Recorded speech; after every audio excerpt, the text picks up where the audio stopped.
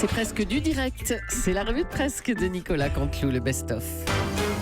François Hollande nous rejoint maintenant. Bonjour, Monsieur le Président. Oui, bonjour.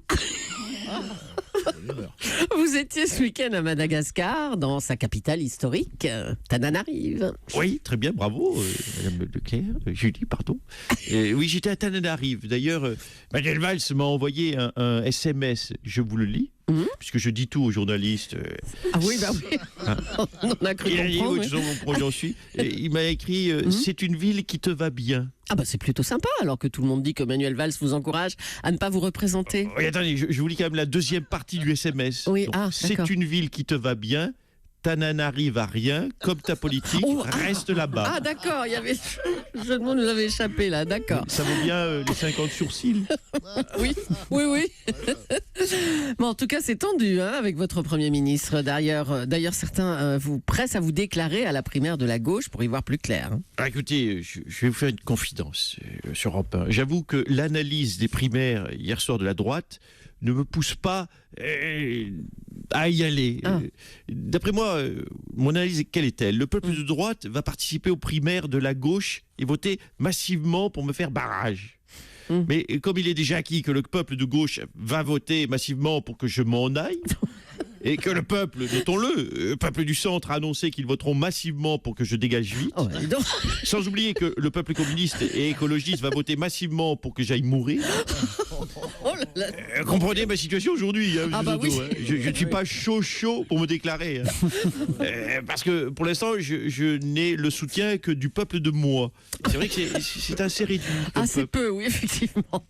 Un mot de la mort de Fidel Castro. Vous l'aviez rencontré il y a un an. Oui, c'est la mort, on le dit dans la presse, du dernier communiste vivant. Mais je voudrais être plus précis. Il reste encore Martine Aubry.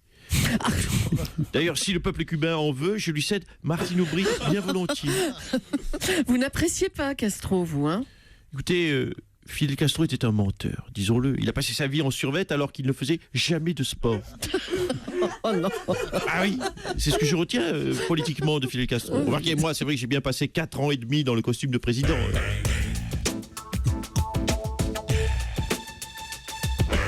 Christine Lagarde a donc été dispensée de peine malgré un jugement qui la reconnaît coupable de négligence dans l'affaire Tapie. Les réactions se multiplient. Bonjour Monsieur Sarkozy. Oui, bonjour mademoiselle Anissa. Écoutez, Monsieur Switek, oui, bien sûr, Samuel Etienne, Mathieu Charrier, Monsieur Tout le monde est là. Merci. Tout le monde est là. Là, vous voyez, moi j'ai oublié personne contrairement à Pernod. Écoutez, je trouve que c'est une bonne décision. Coupable, mais dispenser de peine, c'est très bien. Avec ça, je trouve que tout le monde est content. Franchement, je vais vous dire, parler franchement, si la justice fonctionne comme ça, moi ça me va. Là, vous parlez de vos affaires judiciaires à vous. Mais écoutez, vous savez, être reconnu coupable, je m'en fous un peu. C'est la peine qui est moins excitante, moi, je trouve. Ben oui, écoutez, franchement, on va pas se mentir, ne pas pouvoir être élu, payer des amendes ou aller en prison, ben moi, ça me dit rien, ça me tente pas. Mais si on peut être coupable sans peine, là, je dis parfait.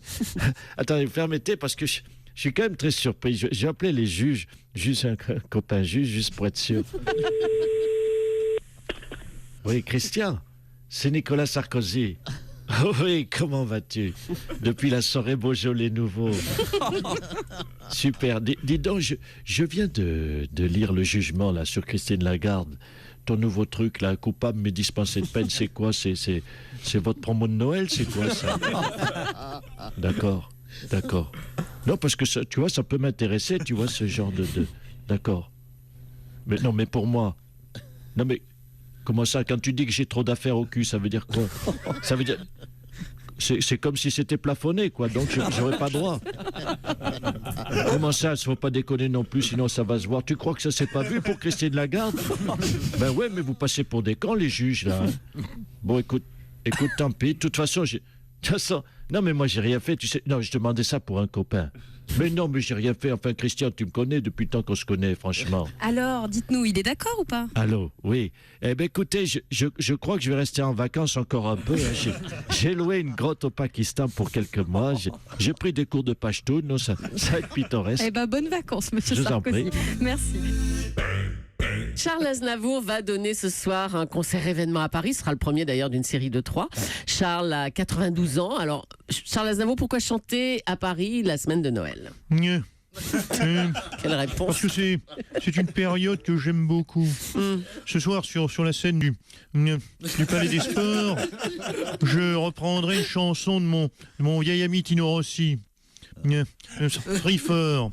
Petit Papa Noël, quand tu descendras du ciel avec tes jouets par milliers, n'oublie pas, n'oublie pas, merde, j'ai oublié ce qu'il fallait pas oublier. N'oublie pas vos petits souliers. Vos petits souliers. Mes petits souliers. Bah non, mais regarde Julie, je les ai mis mes pompes ce matin. Espèce de truffe. Je suis pas gâteux quand même. C'est quoi ça? C'est pas des verlutis, hein? Bon, allez, on vous laisse. Allez répéter pour ce soir sur l'Aznavour. N'oublie pas. N'oublie pas. Nicolas Canteloup et les petits souliers de Charles Aznavour. Nicolas Canteloup qu'on retrouvera en direct dès lundi sur Europe 1 à 8h40.